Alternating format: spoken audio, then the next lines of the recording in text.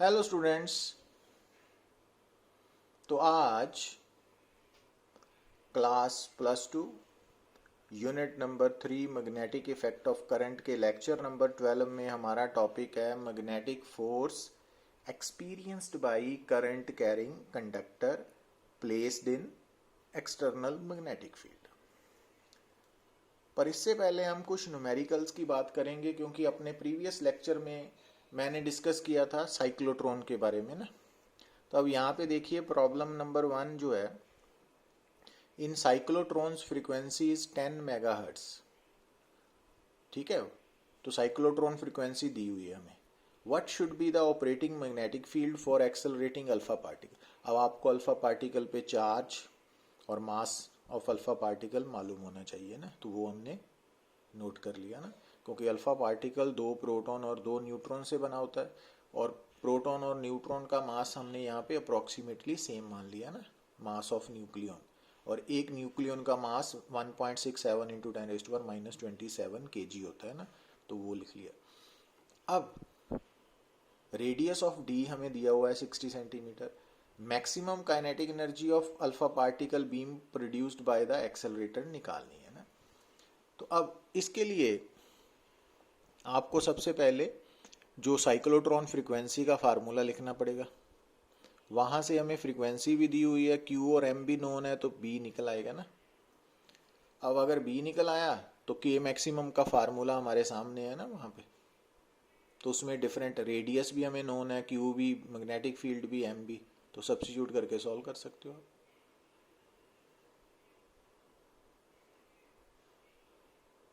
ठीक है। दूसरा तरीका, अगर टाइम बचाना है तो ऐसे भी करते हैं, क्योंकि मैग्नेटिक फील्ड के बारे में नहीं ना हमें पूछा है, हाँ फिर तो ये करना पड़ेगा। बट अगर मान लीजिए कि हमें मैग्नेटिक फील्ड नहीं के मैक्सिमम निकालना होता, तो हम ये बी की वैल्यू यहाँ पे सब्स्टिट्यूट करके तो एक सिंगल इक्वेशन बना के वहाँ से रिजल्ट निकाल सकते हैं ना। पर अब क्योंकि यहाँ पे हमें मैग्नेटिक फील्ड और के मैक्सिमम दोनों को कैलकुलेट करना है, तो ये दोनों स्टेप्स करने पड़ेंगे। अच्छा, एक बात जो साइक्लोट्रॉन में आपने याद रखनी है, ये याद रहनी चाहिए कि साइक्लोट्रॉन के दौरान जो दो मेटेलिक होलो मेटेलिक डीज होती हैं ना, तो वो एक oscillating source of oscillating electric field oscillator के साथ कनेक्टेड है ना। अब दोनों डीज के बीच में जो पोटेंशियल डिफरेंस है, अगर वो V है, ठीक है, तो ये पोटेंशियल डिफरेंस जो है वो गैप में है ना एक्ट करेगा यहाँ पे ना। मालूम है ना, इलेक्ट्रिक फील्ड सिर्फ यहीं पे होगा।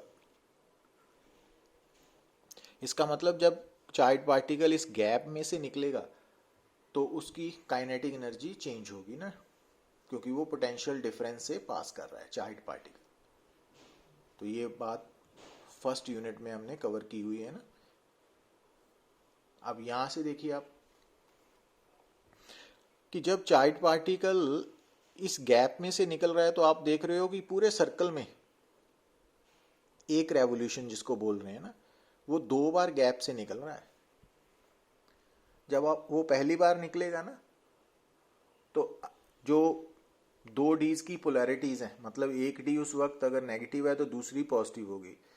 पर जब वही चार्ज पार्टिकल उसी रेवोल्यूशन में दोबारा निकलेगा गैप में से, तो जो पोलैरिटीज हैं वो रिवर्स हो जाती है ना। उसके कारण वो चार्ज पार्टिकल चाहे फर्स्ट टाइम निकल रहा है चाहे सेकेंड टाइम, वो एक्सेलरेट ही करेगा, मीन स्पीड अप ही होगा। और एक बार पोटेंशियल डिफरेंस से निकलने पर स्पीड अप कितना होता है, के गेन इन काइनेटिक एनर्जी, के क्या होती है, QV। तो इसका मतलब एक रेवोल्यूशन में, क्योंकि वो 2 बार निकलेगा सेम पोटेंशियल डिफरेंस से, तो gain in kinetic energy in 1 revolution in cyclotron 2QV होगी। ये याद रखना है रिजल्ट। अब यहां से देखिए ना, प्रॉब्लम नंबर 2 में if the maximum value of accelerating potential provided by radio frequency oscillator भी, तो V की वैल्यू दी हुई है 10 kilo volt. Calculate the number of revolutions made by the alpha particle in a cyclotron to achieve 1/10 of the speed of light. तो अब यहाँ पे क्या करना है हमें, ये V की वैल्यू दी हुई है, अल्फा पार्टिकल का Q और मास मालूम है हमें ना। तो मान लीजिए कि after n revolutions, small n के बाद, रेवोल्यूशंस के बाद उसकी जो काइनेटिक एनर्जी है वो कितनी होगी या स्पीड कितनी होगी, 1/10 of the speed of light. तो c क्योंकि 3 × 10⁸ मीटर पर सेकेंड होती है वैक्यूम में, तो it means after n revolutions इतनी स्पीड होनी चाहिए ना। अब काइनेटिक एनर्जी क्या होती है, 12 mv²। ठीक है, अब याद क्या रखना है कि आफ्टर, मान लीजिए कि स्टार्टिंग रेस्ट से हुई है ना, तो इनिशियल काइनेटिक एनर्जी 0 है। तो अब अगर आफ्टर 1 रेवोल्यूशन बात करें तो गेन इन काइनेटिक एनर्जी होगा 2qv। तो 2 रेवोल्यूशंस के बाद 2qv इंटू 2, तो 3 के बाद 2qv इंटू 3, तो n के बाद 2qv इंटू n। तो n रेवोल्यूशंस के बाद काइनेटिक एनर्जी इतनी होगी, बट वेलोसिटी के अकॉर्डिंगली या स्पीड के अकॉर्डिंगली इतनी होनी चाहिए, 12 mv²। तो इक्वेशन 1 और 2 को इक्वेट करेंगे ना, तो वहां से n की वैल्यू निकल आएगी। अब यहाँ पे स्मॉल v जो है वो वेलोसिटी है और कैपिटल V जो है वो पोटेंशियल डिफरेंस है, ये बात याद रखनी है ना। Got it. अब यहाँ पे देखिए आप, an electron is moving vertically downward if it passes through a magnetic field which is directed from south to north in a horizontal plane, then in which direction the electron would be deflected। तो हमने ये 3 dimensional view तैयार किया है ना, कि जो vertical plane है उसमें अप डाउन वाली लाइन है और वेस्ट ईस्ट वाली लाइन है। जो नॉर्थ साउथ वाली लाइन है ना वो बेसिकली इस प्लेन के परपेंडिकुलर है ना, तो अंदर की तरफ नॉर्थ है, बाहर की तरफ साउथ है ना। अच्छा, अब मैग्नेटिक फील्ड साउथ से नॉर्थ की तरफ है, अंदर की तरफ, और जो इलेक्ट्रॉन की वेलोसिटी है वो डाउनवर्ड है, ये दिया हुआ है ना आपको। अब direction of magnetic field force किस तरफ होगी, तो ये, क्योंकि electron would be deflected means जो फोर्स की डायरेक्शन है ना, तो फोर्स की डायरेक्शन एक्सपीरियंस्ड बाय इलेक्ट्रॉन वो निकालनी है। तो अब क्योंकि वेलोसिटी और मैग्नेटिक फील्ड एक दूसरे के परपेंडिकुलर है, तो इसका मतलब जो मैक्सिमम मैग्नेटिक फोर्स लगने के कारण हम Fleming's left hand rule apply कर सकते हैं ना। तो उसके लिए क्या करोगे आप, फर्स्ट फिंगर को, लेफ्ट हैंड की first finger, central finger and thumb तीनों को म्यूचुअली परपेंडिकुलर स्ट्रेच करोगे, और फर्स्ट फिंगर किस तरफ होनी चाहिए, फील्ड की तरफ, second central, velocity of positive charge. अब यहाँ पे इलेक्ट्रॉन है तो इलेक्ट्रॉन की वेलोसिटी के ऑपोजिट, क्योंकि नेगेटिव है ना, तो इट मीन्स जो आपकी सेंट्रल फिंगर है वो ऊपर की तरफ और जो फर्स्ट फिंगर है वो अंदर की तरफ है ना। जैसे ये है ना, लेफ्ट हैंड की फर्स्ट फिंगर अंदर की तरफ और ये ऊपर की तरफ, तो थंब वेस्ट की तरफ जा रहा है ना, तो इट मीन्स ये वेस्ट की तरफ होगी डिफ्लेक्शन। समझ आई बात। अब यहां देखिए आप, ए proton and an electron traveling along parallel paths enter a region of uniform magnetic field acting perpendicular to their paths. Which of them will move in a circular path with higher frequency? एक proton है और एक electron है, दोनों की जो velocity है वो पैरेलल है ना, वो सेम मैग्नेटिक फील्ड में एंटर करते हैं और उनकी जो वेलोसिटी है वो मैग्नेटिक फील्ड के परपेंडिकुलर है। तो अब इसका मतलब दोनों सर्कुलर पाथ फॉलो करेंगे, तो ज़्यादा फ्रीक्वेंसी किसकी होगी ना। तो अब क्योंकि जो फ्रीक्वेंसी इन सर्कुलर पाथ है वो qv/2πm होती है ना, अब क्योंकि प्रोटॉन और इलेक्ट्रॉन पे जो मैग्नीट्यूड ऑफ चार्ज है वो q सेम है, मैग्नेटिक फील्ड भी सेम है, 2 और पाई कॉन्स्टेंट्स है, तो m के प्रोपोर्शनल होगी ना इनवर्सली। अब मास किसका ज़्यादा है, प्रोटॉन का इलेक्ट्रॉन के कंपैरेटिवली, तो इट मीन्स प्रोटॉन का फ्रीक्वेंसी कम होगी, इलेक्ट्रॉन की ज़्यादा होगी। अब यहाँ पे देखिए आप, ए charge particle moving in a uniform magnetic field penetrates a layer of lead and thereby loses 1/2 of its kinetic energy. How does the time period of revolution and radius of curvature of its path change? अब यहाँ देखिए कि जो time period है ना, क्योंकि charge particle magnetic field में move कर रहा है, तो उसका जो टाइम पीरियड होता है वो इंडिपेंडेंट ऑफ इट्स स्पीड है ना। तो अब इसका मतलब जो काइनेटिक एनर्जी है उस पर डिपेंड नहीं करता, क्योंकि काइनेटिक एनर्जी स्पीड पे डिपेंड करती है और टाइम पीरियड स्पीड पे डिपेंड नहीं करता, तो काइनेटिक एनर्जी पे भी नहीं करेगा। तो इट मीन्स जो चाइल्ड पार्टिकल है उसका टाइम पीरियड तो वही रहेगा, पर जो रेडियस ऑफ सर्कुलर पाथ है या हेलिकल पाथ है वो इस तरह से डिपेंडेंट है ना के पे। तो अब के कितना कम हुआ याद रखना है। तो जो के होता है ना वो उस वक्त की काइनेटिक एनर्जी। अब पार्टिकल जब मैग्नेटिक फील्ड में एंटर हुआ तो उससे पहले वो लेड प्लेट में से पेनिट्रेट करके आया ना, तो उसने 1/2 ऑफ इट्स काइनेटिक एनर्जी को लूज किया ना। तो लॉस इन काइनेटिक एनर्जी कितनी हुई? हाफ। तो बची कितनी? हाफ ही बचेगी, तो के डैश। तो अब इसका मतलब जो नया रेडियस है वो के डैश के, अब क्योंकि काइनेटिक एनर्जी के डैश है तो आर डैश के डैश पे डिपेंड करेगा ना। अब के डैश की वैल्यू हाफ की है, तो वहां से आप पुराना रेडियस और नए रेडियस की रेशियो निकाल सकते हैं।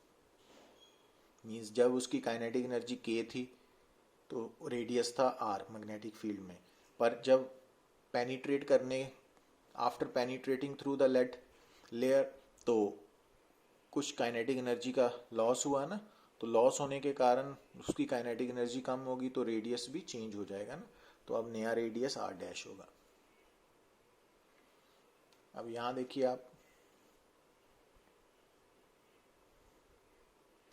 A uniform magnetic field and a uniform electric field are produced pointing in the same direction. An electron is projected with its velocity pointed in the same direction. What will be the effect on electron? अब यहाँ पे क्योंकि electron electric और magnetic field में move कर रहा है तो उस पर दो फोर्सेस लगनी चाहिए ना, इलेक्ट्रिक फोर्स भी और मैग्नेटिक भी। अब अगर हम मैग्नेटिक फोर्स की बात करें तो क्योंकि इलेक्ट्रॉन की वेलोसिटी मैग्नेटिक फील्ड के पैरेलल है ना, तो मैग्नेटिक फोर्स तो नहीं लगेगी। याद है ना आपको कि F M vector is equal to Q into V cross B. और दूसरा, इलेक्ट्रिक फील्ड के कारण वो इलेक्ट्रिक फोर्स एक्सपीरियंस करेगा, और इलेक्ट्रिक फोर्स किस तरफ लग रही है उस पर? नेगेटिवली चार्ज होने के कारण इलेक्ट्रिक फील्ड के ऑपोजिट। मींस वेलोसिटी के ऑपोजिट अगर फोर्स लगेगी तो वो रिटार्डेशन होगी ना, तो स्पीड कम होगी, समझे? तो काइनेटिक एनर्जी भी कम होगी। अब प्रॉब्लम 7 में देखिए आप, When a proton is released from rest in a room, it starts with an initial acceleration a0 towards west, and when it is projected towards north with the speed v0, it moves with an initial acceleration 3a0 towards west. तो electric field और magnetic field room में है ना। अब यहाँ से बात समझिए, तो ये हमने directions of north south east west up down show कर ली ना, तीन लाइंस म्यूचुअली परपेंडिकुलर है। अब इसमें हमने क्या किया कि जो ईस्ट डायरेक्शन है उसको वाई एक्सिस मान लिया ना, जो साउथ डायरेक्शन है उसको पॉजिटिव एक्स एक्सिस, नॉर्थ को नेगेटिव एक्स एक्सिस। ये positive Y axis, negative Y axis, positive Z axis, negative Z axis, तो उनकी डायरेक्शंस यूनिट वेक्टर के साथ रिप्रेजेंट कर दी ना। इससे काम आसान हो जाएगा हमारा। अब जब पहले केस में क्या है, पार्टिकल रेस्ट पे था। अब जो रेस्ट पार्टिकल है ना उस पर मैग्नेटिक फोर्स एक्ट नहीं ना करेगी, तो इट मीन्स उस पर सिर्फ इलेक्ट्रिक फोर्स ही एक्ट करेगी। कितनी? Mass into acceleration. अब एक्सेलरेशन कितनी दी हुई है हमें? a0 मैग्नीट्यूड है और वेस्ट है, तो वेस्ट यहाँ पे माइनस जे कैप है ना। इसका मतलब जब पहले केस में पार्टिकल रेस्ट पे है तो उसकी जो एक्सेलरेशन है उसको हमने वेक्टर फॉर्म में कन्वर्ट कर लिया ना, a0 इंटू माइनस जे कैप। तो अब उस पर इसका मतलब नेट फोर्स क्या होगी? मास इंटू एक्सेलरेशन कितनी? माइनस ए, है ना, ये वाला बन गया। अब क्योंकि यहाँ पे दोनों इलेक्ट्रिक मैग्नेटिक फील्ड दोनों एग्जिस्ट कर रहे हैं तो टोटल फोर्स तो F E plus F M ही होगी इन जनरल, पर क्योंकि पार्टिकल रेस्ट पे है तो एफ एम जीरो होगी, ये समझ होनी चाहिए आपको। तो इसका मतलब जो नेट फोर्स है वो एफ ई है ना। अब एफ ई की वैल्यू क्या होती है? Charge into E vector. अब प्रोटॉन होने के कारण चार्ज कितना लोगे? प्लस ई, ठीक है ना। अब ई वेक्टर की डायरेक्शन क्या आ गई? तो इलेक्ट्रिक फील्ड का मैग्नीट्यूड आ गया m a0 बाई ई, और डायरेक्शन है माइनस जे कैप। माइनस जे कैप मीन्स वेस्ट। तो इसका मतलब इस सिचुएशन में जो इलेक्ट्रिक फील्ड है ना वो वेस्ट की तरफ एक्ट कर रहा है और उसका मैग्नीट्यूड माइनस नहीं m a0/e है। अच्छा, अब दूसरे पार्ट में क्या किया कि जब यही चार्ज पार्टिकल मोशन में है तो मोशन में होने और उसकी वेलोसिटी किस तरफ दी हुई है उसने, तो यहां ध्यान से पढ़िए, टुवर्ड्स नॉर्थ। इसका मतलब जो वेलोसिटी है ना पार्टिकल की वो v0 है इनिशियली मैग्नीट्यूड, और डायरेक्शन नॉर्थ की तरफ होने के कारण -i कैप। अब एक्सेलरेशन उस वक्त कितनी है, 3a0 मैग्नीट्यूड है टुवर्ड्स वेस्ट, तो नेट फोर्स ma ये बन गई ना। अच्छा, मीन्स जब वो वेलोसिटी पोजेस कर रहा है तो उस पर नेट फोर्स जो है इतनी लग रही है ना। अब नेट फोर्स इलेक्ट्रिक और मैग्नेटिक फोर्स के कारण है ना। अब यहाँ पे मोशन में होने के कारण मैग्नेटिक फोर्स जीरो नहीं है, पर इलेक्ट्रिक फोर्स की वैल्यू हमने यहाँ से निकाली हुई है ना एफ ई की, तो वो यहाँ पे यूज होगी ना एफ ई की वैल्यू, और एफ की वैल्यू यहाँ से ही, तो एफ एम की वैल्यू ये आ गई ना। पर ये मैग्नेटिक फोर्स की डायरेक्शन बता रही है, -j कैप मीन्स वेस्ट की तरफ। पर अब हम बात करने जा रहे हैं मैग्नेटिक फील्ड के बारे में ना। अब मैग्नेटिक फोर्स क्या होती है, याद है ना, Q into V cross B, याद है ना। तो Q प्लस ई है और velocity v0 -i cap cross v vector, ठीक है। अब E और v0 तो मैग्नीट्यूड्स ही हैं, ये तो राइट साइड पे आ गए ना। अब ये माइनस साइन से माइनस साइन कैंसल आउट हो गया। अब I cross B vector is equal to j cap. अब यहाँ पे आपको क्रॉस प्रोडक्ट की समझ होनी चाहिए।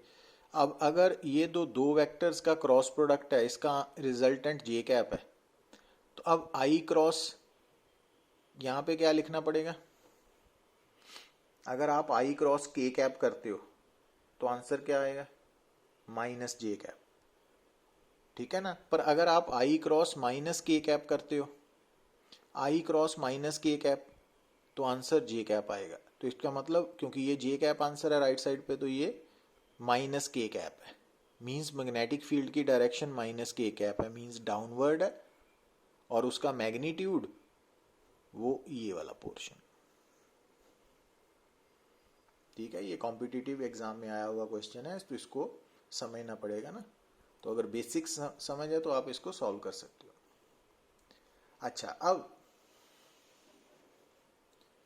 यहां स्टेटमेंट देखिए, magnetic force experienced by current carrying conductor placed in uniform magnetic field. Uniform magnetic field होने का मतलब है कि हर जगह पे मैग्नेटिक फील्ड का मैग्नीट्यूड और डायरेक्शन सेम है। मतलब जो जो करंट कैरिंग कंडक्टर है ना, वो वैसे तो किसी भी शेप का हो सकता है, हमने जनरली माना है ना, कोई भी शेप हो सकती है करंट कैरिंग कंडक्टर की। तो एक बात याद रखनी है कि जो करंट कैरिंग कंडक्टर है ना, जब उसमें से करंट पास कर रहा है तो एक तो उसके अपने करंट के कारण उसके अराउंड मैग्नेटिक फील्ड पैदा होगा, ठीक है। पर यहाँ पर जो करंट कैरिंग कंडक्टर है वो उस जगह पे प्लेस्ड है, यहाँ पर ऑलरेडी किसी और के कारण मैग्नेटिक फील्ड एग्जिस्ट कर रहा है। मतलब ये वाला जो बी वेक्टर है ना, ये करंट आई के कारण नहीं है, मींस जो करंट कैरिंग कंडक्टर है उसके अपने करंट के कारण बी वेक्टर नहीं है, ये बी वेक्टर किसी और के कारण है ना। तो ये बी वेक्टर इस करंट के लिए एक्सटर्नल मैग्नेटिक फील्ड है। तो ये कंफ्यूजन नहीं होनी चाहिए ना, क्योंकि एक तो हमें समझ है कि जहां पर भी करंट होगा वहां पे मैग्नेटिक फील्ड होगा। तो ये वाला बी वेक्टर आई के कारण नहीं है, ये किसी और के कारण है, तो मीन्स ये आई के लिए एक्सटर्नल मैग्नेटिक फील्ड है। तो ये जो हमने करंट कैरिंग कंडक्टर है, मान लिया कि ये स्मॉल करंट एलिमेंट से बना हुआ है, और जो स्मॉल करंट एलिमेंट होता है ना वो हमेशा स्ट्रेट पाथ होगा, स्ट्रेट कंडक्टर होगा, क्योंकि वो इतना छोटा है कि उसमें जो कर्वनेस है वो इग्नोर हो जाएगी ना, इनफाइनाइटेसिमली स्मॉल इन लेंथ होता है। तो ये बात माइंड में रखनी है कि जो करंट कैरिंग कंडक्टर है उसकी अपनी जो शेप है वो स्ट्रेट भी हो सकती है और कर्व्ड भी। पर जब हम ये मानते हैं कि ये current carrying conductor small current element से बना हुआ है, तो स्मॉल करंट एलिमेंट हमेशा स्ट्रेट कंडक्टर होगा, स्मॉल स्ट्रेट कंडक्टर, ये बात माइंड में रखनी है। तो आइडियल वेक्टर शो हो रहा है ना, और जहां पर ये आइडियल वेक्टर हमने ड्रॉ किया है रेड कलर का, तो वहां पे जो ग्रीन कलर का एरो है वो तो करंट की डायरेक्शन बता रहा है ना, या डीएल वेक्टर की डायरेक्शन बता रहा है। क्योंकि आपको समझ होनी चाहिए कि जो आइडियल वेक्टर होता है, करंट एलिमेंट होता है ना, उसमें डीएल वेक्टर की डायरेक्शन वही होती है जो करंट की डायरेक्शन है। और दूसरी बात कि जो बी वेक्टर यहाँ पे है, मीन्स जिस जगह पे मैग्नेटिक फील्ड, सॉरी, जिस जगह पे करंट एलिमेंट ड्रॉ किया है ना, तो उस जगह पे मैग्नेटिक फील्ड बी वेक्टर है और उसकी डायरेक्शन ब्लैक एरो से ड्रॉ की हुई है ना। तो हमारे सामने एक करंट कैरिंग कंडक्टर है और हमने मान लिया कि वो स्मॉल करंट एलिमेंट से बना हुआ है, तो हमने एक करंट एलिमेंट शो कर दिया। करंट एलिमेंट हमेशा स्ट्रेट कंडक्टर होगा, ठीक है। ओवरऑल कंडक्टर कर्व्ड भी हो सकता है, स्ट्रेट भी, बट जिनसे वो छोटे छोटे एलिमेंट से बना हुआ है वो हमेशा स्ट्रेट ही होंगे। और जिस जगह पे हमने करंट एलिमेंट ड्रॉ किया है उस जगह पे, उस पोजीशन पे जो एक्सटर्नल मैग्नेटिक फील्ड है वो बी वेक्टर है ना। तो ये जो स्मॉल एलिमेंट है ना उसको हमने ऐसे एनलार्ज करके शो कर दिया ना, ये वाला। अब इस करंट एलिमेंट के अंदर एक तो करंट कैरियर होगा जिसके फ्लो के कारण करंट है, दूसरा वो जो करंट कैरियर है उसकी ड्रिफ्ट वेलोसिटी भी होगी, तीसरा स्मॉल एन क्या है, number density of current carriers, number of current carriers per unit volume, और ए वेक्टर क्या मान लिया हमने इस करंट एलिमेंट का, एरिया वेक्टर, ठीक है। अब हमने करंट कैरियर पॉजिटिव नेचर का मान लिया ना, तो अब ये जो करंट एलिमेंट है, स्मॉल करंट एलिमेंट, इसके अंदर जो करंट कैरियर है Q, जिसकी वेलोसिटी है Vd, तो वो इस मैग्नेटिक फील्ड के कारण मैग्नेटिक फोर्स एक्सपीरियंस करेगा ना, ये करेगा नंबर 1। तो ये एक करंट कैरियर पे लगने वाली मैग्नेटिक फोर्स है। तो अगर हम इस स्मॉल करंट एलिमेंट के अंदर टोटल करंट कैरियर्स निकाल लें, कैसे निकालोगे, स्मॉल एन क्या है, number of current carriers per unit volume into volume of this element. अब ये सिलेंड्रिकल शेप होने के कारण इसका वॉल्यूम क्या लिख सकते हैं, ए इंटू डी एल, क्योंकि इसका एरिया ऑफ क्रॉस सेक्शन ये है और लेंथ डी एल है, और एन, स्मॉल एन क्या है, number of current carriers per unit volume. तो इसमें total number of current carriers ये इतने आ गए ना। तो अगर हमने इक्वेशन 2 को 1 के साथ मल्टीप्लाई कर दें तो वो क्या होगी कि इस स्मॉल एलिमेंट के अंदर जितने भी करंट कैरियर्स हैं उनके ऊपर लगने वाली total magnetic force, means current element पे लगने वाली मैग्नेटिक फोर्स, है ना। तो करंट एलिमेंट पे लगने वाली टोटल मैग्नेटिक फोर्स होगी, तो वो कैसे आई, total number of current carriers into magnetic force experienced by each current carrier, ठीक है, गॉट इट। अब अगर आप डायग्राम को ध्यान से देखें तो डीएल वेक्टर और वीडी वेक्टर की डायरेक्शन सेम होने के कारण हमने यहां पे क्या किया, इनको इंटरचेंज कर लिया ना, जो इंटरचेंज किया, पर इसको वेक्टर फॉर्म में ले गए, इसको स्केलर कर दिया ना, मैग्नीट्यूड ले लिया, क्योंकि ऐसा करने से कोई फर्क नहीं पड़ेगा क्योंकि डीएल वेक्टर और वीडी वेक्टर की डायरेक्शन सेम थी। पर N Q A V D, अब यहाँ से आपको याद आना चाहिए कि सेकंड यूनिट में हमने पढ़ा था ना करंट इलेक्ट्रिसिटी में, relation between current and drift velocity, N E A V D. अब वहाँ पे स्मॉल ई क्यों था, क्योंकि इलेक्ट्रॉन मान रहे थे ना करंट कैरियर। अब यहाँ पे जनरल बात कर रहे हैं तो करंट कैरियर पे चार्ज क्यू होने के कारण करंट और ड्रिफ्ट वेलोसिटी के बीच में रिलेशन क्या होगा, N Q A V D. तो N Q A V D I बन गया ना। तो ये मैग्नेटिक फोर्स एक्सपीरियंस कर रहा है स्मॉल करंट एलिमेंट, ठीक है। तो अगर हमने total force experienced by the conductor निकालनी है तो क्या करोगे, आप इस इक्वेशन को इंटीग्रेट कर लोगे। अब एक तो करंट कांस्टेंट है तो करंट इंटीग्रेशन से बाहर आ गया, दूसरा जो मैग्नेटिक फील्ड है ना वो यूनिफॉर्म है। तो यूनिफॉर्म होने के कारण कि इस जो करंट कैरिंग कंडक्टर है ना उसके अंदर जितने भी करंट एलिमेंट्स हैं हर की पोजीशन पे magnetic field B vector same होने के कारण तो जो क्रॉस बी वेक्टर है ना उसको हमने इंटीग्रेशन से बाहर कर दिया। मींस आई भी कांस्टेंट है और बी वेक्टर भी यूनिफॉर्म है, तो ये दोनों इंटीग्रेशन से बाहर आ गए ना। तो अब इसका मतलब सिर्फ इंटीग्रेशन डीएल वेक्टर की होगी ना। अब यहाँ से आपने ना एक बात याद रखनी है, इससे पहले हम जब डीएल की इंटीग्रेशन करते थे, चाहे वो एम्पियर सर्क्यूटल लॉ की एप्लीकेशंस है ना, सोलिनॉइड टॉरॉयड, वहाँ पे आपने नोट किया होगा वो सिंपली डीएल था, वेक्टर नहीं था। अब यहाँ पे डीएल वेक्टर है, गॉट इट। तो ये फर्क है। तो अब यहाँ पे ये नहीं बोलना कि डीएल वेक्टर को इंटीग्रेट किया तो वो टोटल लेंथ नहीं आएगी।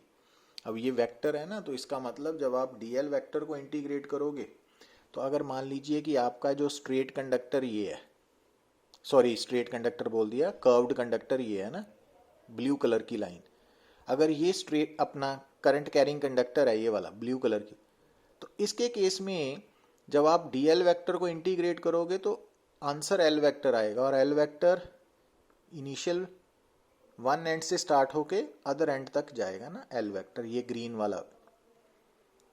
मींस याद क्या रखना है कि एल वेक्टर बेसिकली यहाँ पे क्या हो गया, डीएल वेक्टर को जब आपने इंटीग्रेट किया तो वो एल वेक्टर में कन्वर्ट होगा, और एल वेक्टर क्या होगा कि जो करंट कैरिंग कंडक्टर है ना उसके एक एंड से लेके फाइनल एंड तक जो शॉर्टेस्ट डिस्टेंस है ना, डिस्प्लेसमेंट बोल सकते हो, वो पोजीशन वेक्टर बोल सकते हो, वो एल वेक्टर है।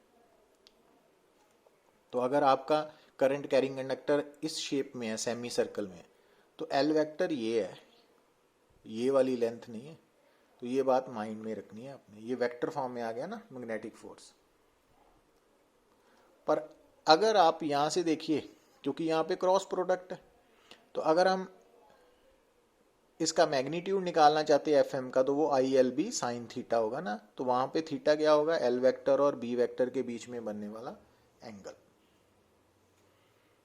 है ना, ये angle.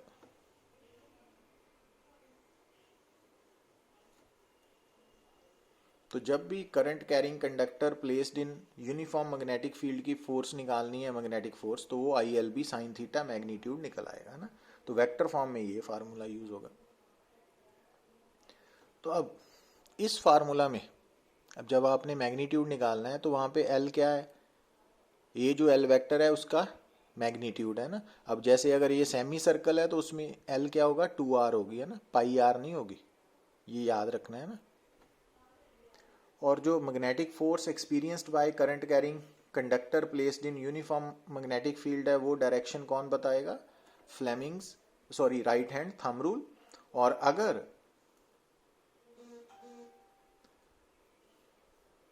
Right hand thumb rule की बात करें तो आपको क्या करना पड़ेगा कि जो आपका करंट कैरिंग कंडक्टर है ना उसमें जिस तरफ करंट जा रहा है, तो आप अपने राइट हैंड थंब रूल के अकॉर्डिंगली राइट हैंड की फिंगर्स और थंब को स्ट्रेच करोगे, और फिंगर्स किस तरफ होनी चाहिए, करंट की डायरेक्शन में। क्योंकि करंट कैरिंग कंडक्टर में जो एल वेक्टर है ना, एक्चुअली डीएल वेक्टर होता है ना, तो जो डीएल वेक्टर है तो उसकी डायरेक्शन की तरफ आप फिंगर्स ऑफ राइट हैंड को स्ट्रेच करोगे, और वो ऐसे स्ट्रेच करनी है कि वो बी वेक्टर की तरफ कर्ल हो पाए ना। तो उस वक्त जो आपका थंब है ना वो डायरेक्शन ऑफ मैग्नेटिक फोर्स बताएगा ना। बट जब हम बात करते हैं स्पेशल केसेस की, तो अगर मान लीजिए कि एल वेक्टर मैग्नेटिक फील्ड के पैरेलल है या एंटी पैरेलल है, तो अगर पैरेलल होगा तो थीटा 0 डिग्री है, अगर एंटी पैरेलल है तो 180 डिग्री है। तो दोनों केसेस में मैग्नेटिक फोर्स 0 होगी ना। और जब आपका एल वेक्टर मैग्नेटिक फील्ड के परपेंडिकुलर है तो थीटा 90 डिग्री होगा ना। तो थीटा 90 डिग्री होने के कारण साइन 90 डिग्री मैक्सिमम होगा 1, तो मैग्नेटिक फोर्स भी मैक्सिमम लगेगी। मींस अगर यहाँ पे समझने वाली बात क्या है कि अगर आपका जो करंट कैरिंग कंडक्टर है वो यूनिफॉर्म मैग्नेटिक फील्ड में लाई कर रहा है ना। तो यूनिफॉर्म मैग्नेटिक फील्ड के कारण उस करंट कैरिंग कंडक्टर पे जब भी आपने टोटल मैग्नेटिक फोर्स निकालनी है तो उसका वेक्टर फॉर्म तो होगी I into L cross B vector. और एल वेक्टर क्या लेना है आपने कि उस करंट कैरिंग कंडक्टर के इनिशियल एंड पॉइंट से फाइनल एंड पॉइंट तक का एक शॉर्टेस्ट पोजीशन वेक्टर ड्रॉ करना है जिसको एल वेक्टर बोलेंगे ना, जैसे मैंने डायग्राम में बताया आपको। और अगर मान लीजिए कि आपने सिर्फ मैग्नीट्यूड निकालना है, magnetic force experienced by current carrying conductor placed in uniform magnetic field, तो आप ILB sine theta formula use करोगे। अब इस फार्मूला में L क्या लेना है आपने कि जो करंट कैरिंग कंडक्टर है ना उसके एक एंड से लेके दूसरे एंड तक जो शॉर्टेस्ट डिस्टेंस है वो L है, उसकी टोटल लेंथ नहीं है। हाँ, अगर आपके प्रॉब्लम में जो करंट कैरिंग कंडक्टर है वो स्ट्रेट करंट कैरिंग कंडक्टर है, स्ट्रेट सीधा, तो उस केस में जो स्मॉल l है ना वो लेंथ ऑफ स्ट्रेट कंडक्टर होगी, उसके बराबर होगी। अच्छा, अब अगर आपका जो करंट कैरिंग कंडक्टर है वो मैग्नेटिक फील्ड में लाई कर रहा है और मैग्नेटिक फील्ड की डायरेक्शन एल वेक्टर के परपेंडिकुलर है, तो थीटा 90 डिग्री होने के कारण साइन 90 डिग्री मैक्सिमम होता है 1, तो FM भी मैक्सिमम होगी ILB के इक्वल। और maximum magnetic force experienced by current carrying conductor की डायरेक्शन आप बता सकते हो using Fleming's left hand rule. तो इसमें क्या करोगे आप, इसमें फ्लेमिंग्स लेफ्ट हैंड रूल में आप first finger, central finger and thumb, इन तीनों को म्यूचुअली परपेंडिकुलर डायरेक्शन में स्ट्रेच करोगे। और फर्स्ट फिंगर किस तरफ होनी चाहिए, फील्ड की तरफ, और सेंट्रल फिंगर किस तरफ होनी चाहिए, करंट थ्रू कंडक्टर, है ना, करंट की डायरेक्शन की तरफ। तो उस वक्त जो आपका थंब है तो वो direction of maximum magnetic force experienced by current carrying conductor placed in uniform magnetic field बताएगा। ठीक है ना। तो इस तरह से आपने ये बात समझनी है, इसको हम फर्दर न्यूमेरिकल के साथ समझेंगे तो नेक्स्ट लेक्चर में। तो थैंक यू वेरी मच।